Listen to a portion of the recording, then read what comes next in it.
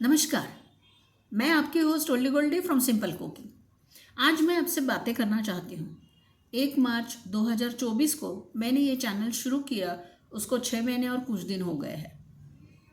और इन 6 महीनों में आपने मुझे बहुत सपोर्ट किया।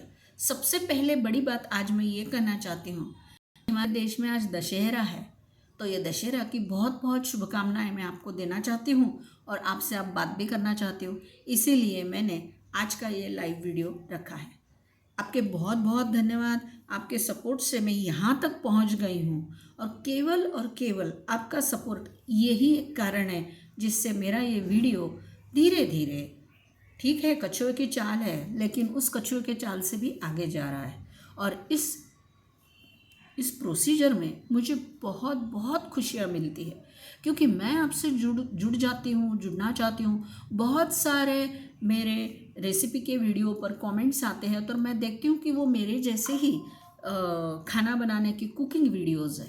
मैं उनको भी सब्सक्राइब करती हूँ और उनके कुछ कुछ वीडियो तो मैं ज़रूर देखती हूँ क्योंकि वो उनके वहाँ के ओरिजिनल ऑथेंटिक वीडियो रहते हैं। और ऐसे बहुत सारे वीडियो है जो मुझे बहुत पसंद आते हैं। तो ये वीडियो मुझे इसलिए पसंद आते हैं कि मैं खाने की बहुत शौकीन हूँ और अलग अलग प्रांत का खाना मुझे बेहद पसंद है। तो ये ज़रूरी नहीं है कि जो बहुत फेमस हो गया वही खाना हमने खाना है। जैसे साउथ इंडियन खाना ही खाना है, छोले भटूरे ही खाना है, वही बहुत अच्छे लगते हैं, लेकिन ऐसा नहीं है। विदर्भ का लिट्टी चोखा कितना अच्छा लगता है, कितना खाने में स्वाद आता है। राजस्थानी बेतिया रोटी जो है वो तो बहुत बहुत मुझे पसंद है और मैं बहुत बार उसे बनाकर खाती हूँ।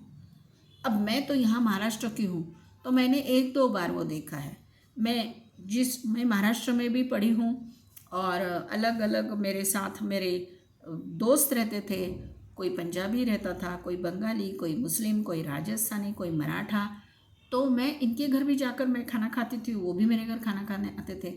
उनकी दादी, उनकी नानी, उनकी माँ अलग अलग तरीके की रेसिपी बनाकर खिलाती थी और मुझे खाने का शौक़ था तो मैं किचन में जाकर देखती थी। बहुत सारी रेसिपी है तो मैं उनसे ही सीखी हूँ। और हमारे ज़माने में जो स्कूल था, लड़कियों का स्कूल था, हम एक दूसरे के घर जाते थे और हर एक घर में मालूम रहता था कि इनकी कौन कौन सी फ्रेंड्स है। तो कभी हमें तकलीफ़ नहीं हुई और इस कारण मैं बहुत सा सीखी हूँ। तो मैं वही रेसिपी आपको दिखाने की कोशिश करती हूँ। मेरी कोशिश रहती है आपको मैं एक खाने का सीक्रेट आज ही बता देती हूँ। मेरे खाने का सीक्रेट शायद वो आपका नहीं होगा लेकिन मेरा है। बहुत कम मसाले और ओरिजिनल उस चीज़ का जो फ्लेवर है वो एनहांस करे तो वो रेसिपी बहुत ही टेस्टी लगती। क्यों ऐसा? हम स्ट्रीट फूड खाने जाते हैं, भेल वाले के पास जाते, भेल पकौड़ी खाते, वो सिर्फ एक हमारे सामने लाल इमली की चटनी डालता है, हरी मिर्च की चटनी डालता है, हमारे सामने ही मुरमुरे डालता है, उसमें प्याज डालता है, उसमें आलू डालता, और उसके पास एक डब्बी में लाल मिर्च, नमक और काला नमक और कुछ एक मसाला रहता है, वो मिक्स रहता है, वो उठाकर 2 चुटकी वो सिर्फ डालता है। उसने मसाले तो ज़्यादा यूज़ किए ही नहीं। पर उसके जैसे भेल तो घर में क्यों नहीं बनती? हम घर में बहुत सारी चीज़ें उसमें डाल देते हैं और फिर वो क्या हो जाता है, बहुत सारे मसाले एक साथ हो जाते हैं। आपको इंग्लिश का वो प्रॉवर्ब मालूम होगा कि so many कुक्स spoil the recipe या फिर स्पॉइल द खाना, बराबर। तो ऐसे ही होता है। कुछ कुछ जो प्रांतीय रेसिपी मैं बताती हूँ उसमें तो कभी कभी मसाले भी मिलते नहीं। कुछ मसाले महाराष्ट्र में नहीं मिलते हैं, महाराष्ट्र के कुछ खास मसाले एमपी, यूपी, बिहार, बंगाल वहाँ नहीं मिलते होंगे। बंगाल में हल्दी का प्रयोग बहुत किया जाता है मसाले में। हमारे यहाँ महाराष्ट्र में हल्दी का प्रयोग 1 चम्मच के ऊपर नहीं किया जाता है। हम लोग हींग बहुत ज़्यादा खाते, बंगालियों में भी हींग खाते, लेकिन यूपी में हींग बहुत कम खाया जाता है, एमपी में हींग भी बहुत कम खाया जाता है। हर एक प्रांत का रहता है क्योंकि आपको मालूम है हमारा देश बड़ा ही कलरफुल है। हर 12 मैल के बाद भाषा बदलती है, जमीन का स्तर बदलता है, पानी की जायका पानी का बदल जाता है, वहाँ की सब्जियाँ अलग हो जाती। मैं आपको बताऊं, हम लोग काकड़ी बोलते हैं तो वो हमारे विदर्भ में सफ़ेद काकड़ी आती है। वही काकड़ी बालम खीरा बोल के एमपी में खाया जाता है। वही काकड़ी कोकण में जाती तो वो हरी और लंबी काकड़ी, उसको तौसा बोला जाता है। तो एक कमल ककड़ी बहुत लंबी रहती है, वो यूपी एमपी में मिलती, वो यहाँ समर में ही आती है। ककड़ी का स्वाद से मैं, उसकी खुशबू से मैं, लेकिन उससे बनाए जाने वाली जो चीज़ें हैं वो अलग अलग है। तो इस तरीके सा, क्योंकि वो कमल ककड़ी हमारे यहाँ नहीं उगती है, लेकिन आप अगर एमपी में जाओ तो वहाँ आपको कमल ककड़ी बहुत मिल जाएगी। तो इस तरीके से चीज़ें जो है तो वो मैं अपने रेसिपी में बताना चाहती हूँ। बहुत बार मैं ये भी बताती हूँ कि वो लोग इसमें ये डालते हैं, पर मैं यहाँ ये नहीं डालने वाली, हम लोग उसका अल्ट्रेशन करने वाले। बहुत सारी मेरी रेसिपी ऐसी है जिसमें ओरिजिनल मसाले नहीं है, तो मैंने उसके बजाय जो ऑप्शन है उसको यूज़ किया है, उसको वापरा है, बराबर। तो मैं ये आपको बताना चाहती हूँ। और फिर भी आप लोग मेरे ये ऑप्शन देखकर, मेरी ये रेसिपी देखकर आप मुझे बहुत सारी कमेंट्स करते हो, और आपकी कमेंट्स बहुत बहुत अच्छी रहती है। और कुछ कुछ कमेंट्स मुझे सिखा भी जाती है, कुछ कुछ कमेंट्स में मुझे बताया भी जाता है, कुछ कुछ कमेंट्स में मुझे ये भी बताया जाता है कि शायद आपका मसाला ज़्यादा हो गया है। तो मैं हाँ, बराबर है, आपकी बात बराबर है, मैंने खाने के बाद देखा मेरा मसाला ज़्यादा हो गया।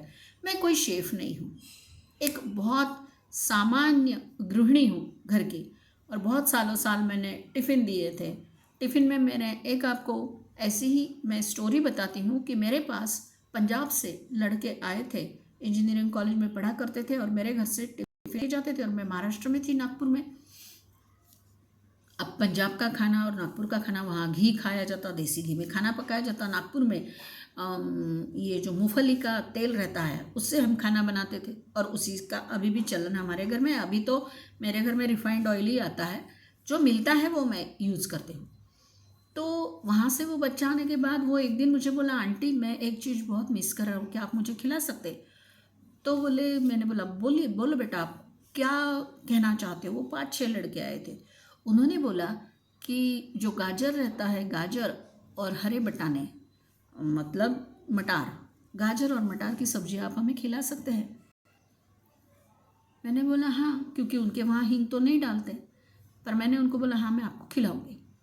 अब मैंने अपने तरीके से वो तड़का लगाया। गाजर मटर की सब्जी में मैंने हल्दी डाली, थोड़ा सा हींग डाला, जीरा फोड़ा, और उन्होंने मुझे बताया था कि हम घी खाते हैं, तो मैंने घी में वो बनाई सब्जी। लेकिन उसमें मैंने हींग, थोड़ा सा कड़ी पत्ता डाला, जीरा फोड़ा और हल्दी डाली, और लाल मिर्च डाली थोड़ी। और जब वो सब्जी बन गई तो वो सब्जी मैंने उसके ऊपर, हम लोग गीला नारियल, कच्चा नारियल बहुत खाते, कच्चा नारियल और हरा धनिया डालकर वो सब्जी दी। इतने बच्चे खुश हुए कि आज तक वो, उनका कभी कभी मुझे कांटेक्ट आता है कि आपने जो सब्जी बनाई थी आपने उसमें क्या डाला था। और जब उसके साल पूरे वो जाते समय वो मुझे, मेरे से वो रेसिपी लेके गया, और वो बोला आपने जो हींग और गीला नारियल डाला था और मैंने माँ को वो खिलाई, हमारे घर में आज अब हम वैसी ही सब्जी बनाते हैं। चेंज हो गया ना।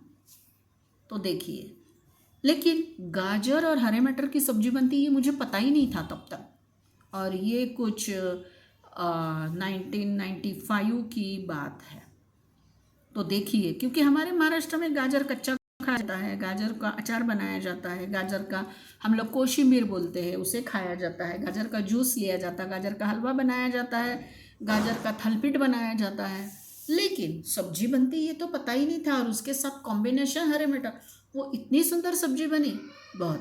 तो मैंने आपको ये एक स्टोरी बताई कि ऐसी प्रांतीय रेसिपी मैं बताती हूँ आपको।